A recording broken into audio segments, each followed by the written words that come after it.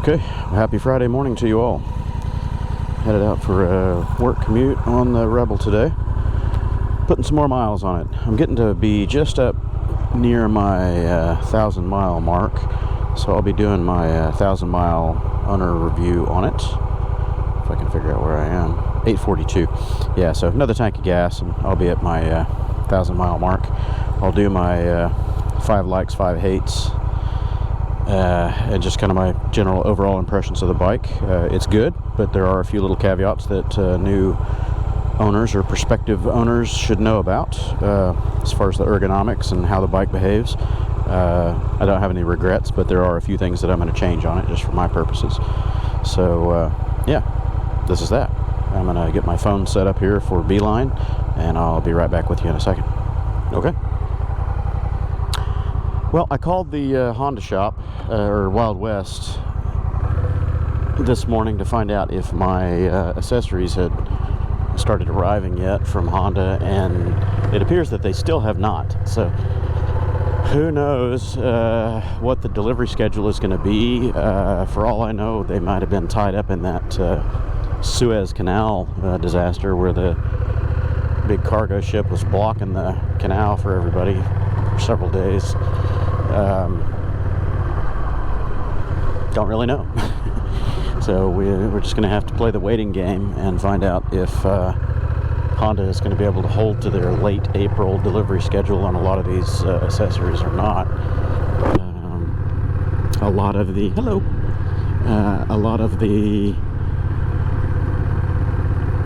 foreign market bikes for Canada, I'm hearing the Netherlands and probably some other locations, they come with the passenger seat and foot peg already installed. So I'm not really sure why American Honda decided to omit those from the American model. Maybe they just figured people would be riding these solo more here than in other markets, but whatever. It's another way to ding us for optional accessories. That's okay. The ones I really want are the rear rack, the fender rack, and the pannier supports and panniers. So once those are available, I will be much happier being able to carry stuff on this bike and not having it loading down my shoulders with a backpack or whatever. I've got this little triangle bag or swing arm bag on here, but don't really like it much. It's not sufficient for my needs.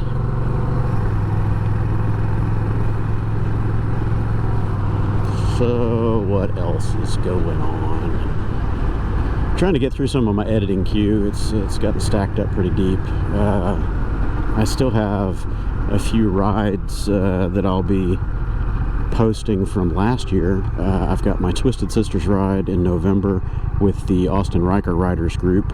That's kind of next in my queue, and it's a big one. Unfortunately, it's going to take a lot of time. I'm thinking probably 4 or 5 days of editing to get just the majority of the structure of that one set up. It's one day, but just tons and tons of footage. I think there's 40 hours worth of video that have got to be sorted through and all that, and I've already started timelining it and storyboarding it, getting all the footage kind of synced up, multiple camera views, that sort of thing, getting the audio and video synced up from the different camera angles.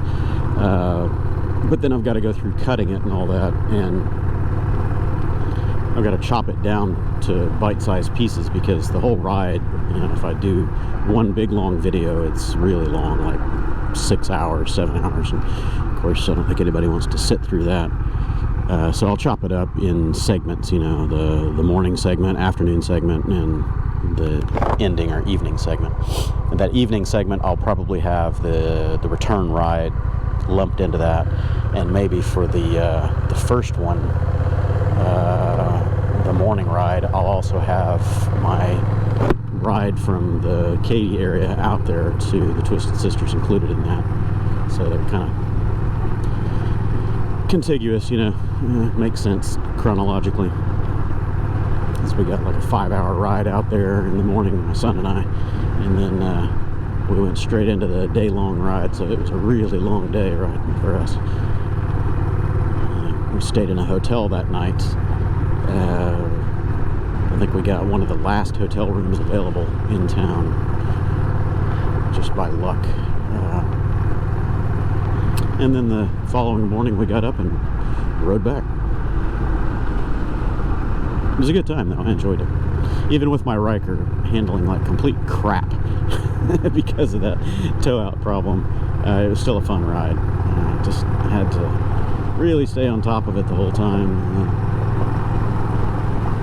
I'll be going back out there at the end of this month, 23rd through 25th, to ride with the same group of guys, or most of the same guys. And my Ryker is better aligned now, so it should be a lot more fun. I don't know if I'll have time to put fresh front tires on it before that ride starts, but we'll see. Because the front tires are, you know, pretty bad. Anyway, that's my plans. And then right after that ride is done, I've got another motocamping trip that I'm probably going to do with Adrian and Neil. Neil is saying that he's going to be up in the Oklahoma, I forgot the name of the little town, but it's somewhere in southeast Oklahoma for sprint car races again. So we might do that. I've already committed to doing it. I'm hoping I can follow through on my intention.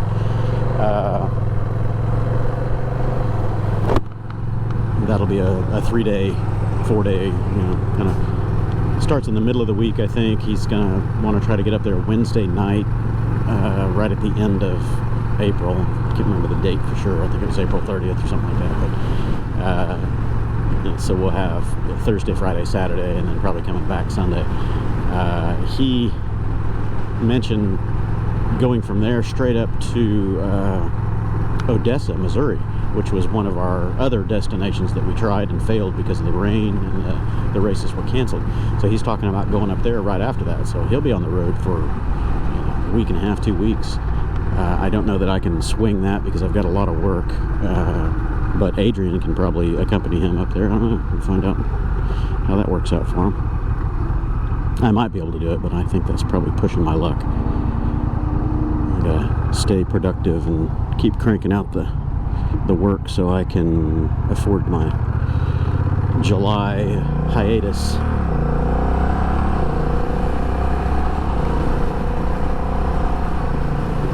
So I don't know what bike I'm going to take for the motocamping trip. I'm definitely taking the Ryker for the Twisted Sisters trip, but I might, I don't know, I can't decide if I'm going to take the XT250 or what I'm going to take up there for the motocamping thing. I want to pull that trailer, the SurePacks trailer, and get some road miles with it to understand its handling quirks and intricacies. Shouldn't be a big problem. So that'll give me some practice with that. Adrian's probably going to be riding his Super Cub unless he wants to ride one of my machines. Plenty to choose from, obviously. Oh yeah, and my should have that closed. My Coffman Shorty exhaust is supposed to arrive today. I got the Amazon tracking update saying that it's out for delivery today. So maybe this evening when I get home from work, or tomorrow morning, I can do the exhaust swap on this thing and see how that sounds.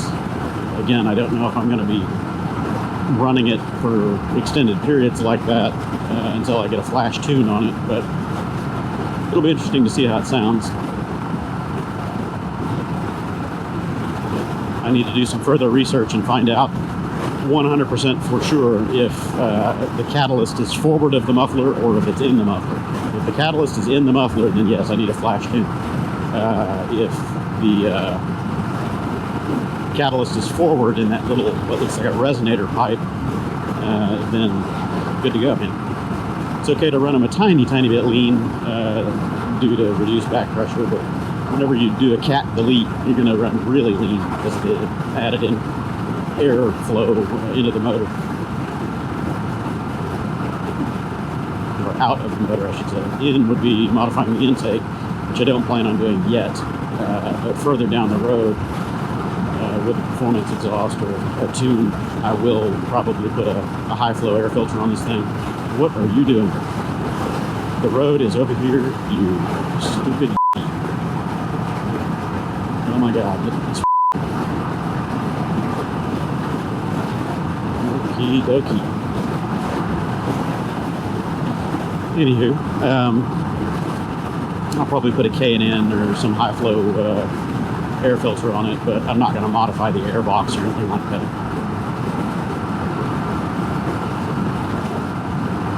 What does this genius do? We have all kinds here, just in a tow.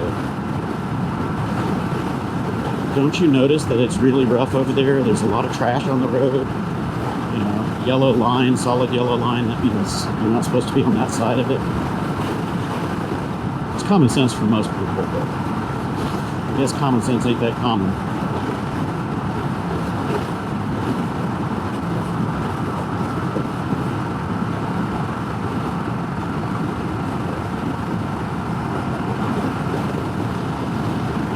Fluid in. I'm gonna get on around him because I don't want to be behind him when he figures out his next mistake.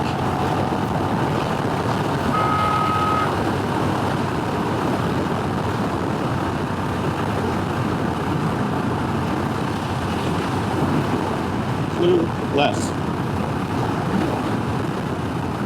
Oh, stubby windscreen, it sure be nice on this thing. Above 80 miles an hour, you're really fighting to hang on. So I was replying to a couple of viewer comments and questions this morning. The first one that is in my head that I'm still thinking on, somebody asked me what I thought about the Rebel 1100 versus the Harley Sportster 1200. I don't know because I haven't ridden that bike.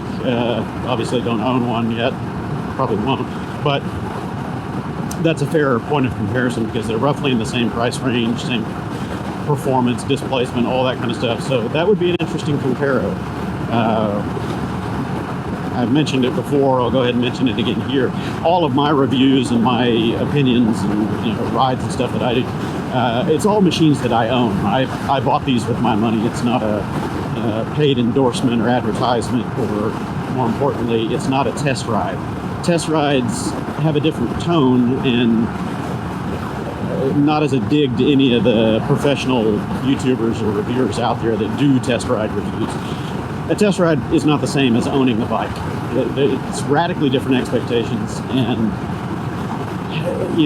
there's a different commitment level involved when you own a bike because you're committing to a marriage, essentially. You can always get divorced, but you're committing to a marriage. And little things that might bother you on a test ride, or little annoyances or whatever, can become big issues when you own it and you're living with that thing day to day. So it's just a difference in philosophy or tone or mentality, or however you want to phrase it. All of my reviews are based on what it's like to live with a machine day to day, put up with its little quirks, its problems, its shortcomings, or all of the benefits. It's not just about the negatives. I tend to point out the negative things because that's what most people focus on. And granted, I tend to focus on them too sometimes, but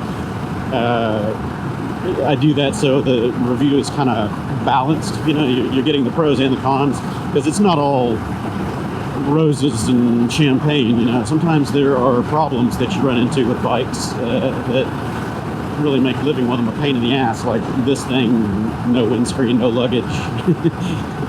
Little annoyances that can be fixed, but they're annoyances nonetheless. So anyway, yeah, back to the bike review. The other one that was interesting me a lot, that I wanted to go test ride it and potentially get it before I got this, was the Indian Scout Bobber, because it's smack dab in the same price range, right around $10,000 or $11,000 MSRP. Roughly the same displacement. The Indian has more horsepower. It's a 100 horsepower bike. It's got a little bit more torque, but it doesn't have DCT. It doesn't have LED. It doesn't have ride modes. It doesn't have any of the advanced electronics that the Honda has. So I went the route of the Honda because I'm a Honda fan. There's no secret there. It just seemed to me that the equipment package and the technology on the Honda was a whole lot better, even though it has slightly less horsepower. One of the big points that I noticed in the specs between those two bikes is the Indian only has 2.1 inches, I think, or maybe just 2.0 inches of rear suspension travel. Wow, that's going to make for a rough ride, especially here in Houston. The Rebel has got 3.7 inches of rear travel, and it's already a little rough on the rear. I can't imagine what 2 inches or 2.1 inches would feel like. Yikes. You're going to be bouncing out of that saddle on a regular basis. But I digress. Anyway, I really like the look of that Indian. It's a good looking machine, and it's a traditional big V-twin, you know, going to have plenty of torque. So, I don't know, maybe sometime here in the near future I can do a test ride on one or both of those bikes and compare it to the Rebel. But, you know, I wouldn't take my opinion on those for a grain of salt because I don't own it yet, anyway. And as I did a dissertation on just a moment ago, a test ride is not the same thing as owning one. You can compare apples to oranges if you do it back to back, but you're going to learn a whole lot more about the bike living with it for a few days than you would in an hour-long test ride. An hour is stretching it. Most dealers here don't let you do test rides at all, and if you do, it's, you know, take it down the street for 10 minutes and come back. Don't put a bunch of miles on our bike. What are we doing, people? What are we doing? Oh. A ladder coming out of the back of the truck. What a jackass. Why are you on the road, dude? Get that thing off the highway. Unsecured load. A complete tool. I'm going to get over here now while I can get over. Thank you very much. Thank you.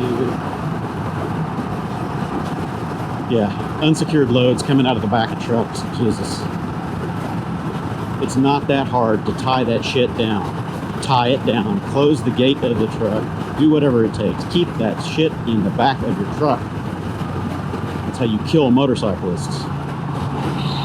Jack off. Everybody makes mistakes, but God, that happens all the time here in Houston.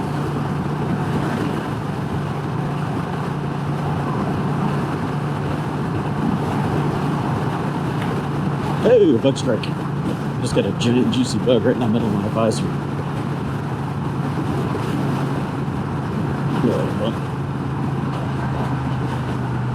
Actually, I'm not going to go here yet. I got to go back to my warehouse. I was getting ready to go straight to the client site, but I need some stuff for the visit. Got busy talking and forgot what I was doing. Autopilot.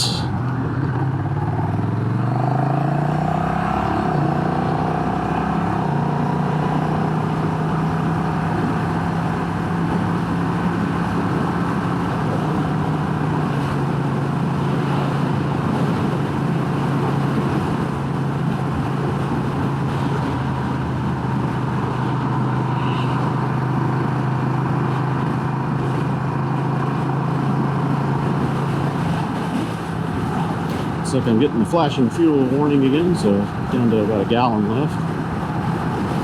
The reserve warning on this is pretty aggressive, which is a good thing. It starts flashing at you, letting you know well in advance of running out of fuel.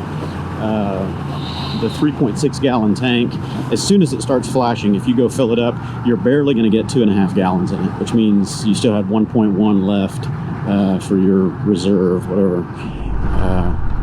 I always think that's kind of a funny misnomer. There is no reserve on a fuel-injected bike because there's no petcock to switch it over. When it runs out, it runs out. That's it. So, when you get down to that flashing bar, you're looking at about a little over a gallon left in there, which, you know, average cruising, as long as you're not just hammering the hell out of it, it's probably going to be 40 miles of range. So hopefully you got somewhere to stop within that 40 miles. Road trip duration or endurance on this thing will be a little bit of a challenge for some of the places that I like to ride, longer highway trips. because there might be a 100-mile stretch in some areas where there's no fuel. So if you miss that last fill-up stop right before that long stretch, you're going to be sniffing fumes, pushing. So I'll carry a couple of fuel bottles on this thing for my trips. If I can get Kip Moto to make a hoop for the back of this thing to pull my trailer, then it won't be a big deal at all, because I'll carry at least 1.75 gallon Rotopacks on the trailer, maybe 2 of them.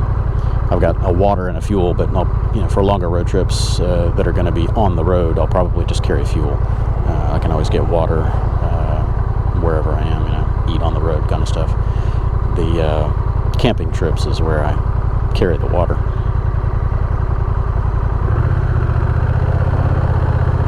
So I've not done a full fuel exhaustion run on this thing yet to see the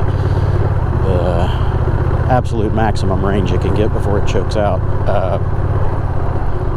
It's going to be somewhere in the 150 to 165 mile range, depending on how you're riding in your environment, at, let's say, 42 to 44 miles per gallon, 3.6 gallons, going totally dry. You're going to get 155-ish gallons, or miles, sorry, 155 miles out of that tank. And I might get wet. I didn't bring my rain gear because it was not in the forecast. Welcome to Houston. Our forecasts here are a joke. You can look at 3 different forecasts. All 3 of them will say something different. And usually none of them are right. It's very hard to predict the weather here in the Gulf Coast. It changes hour by hour. Yeah, so definitely rain clouds up north. Hopefully it stays up north. Well, I'm going to be soggy. Yeah, I guess I could just take one of the cars. Hey, somebody left some gloves out here, and they're not mine, I don't think.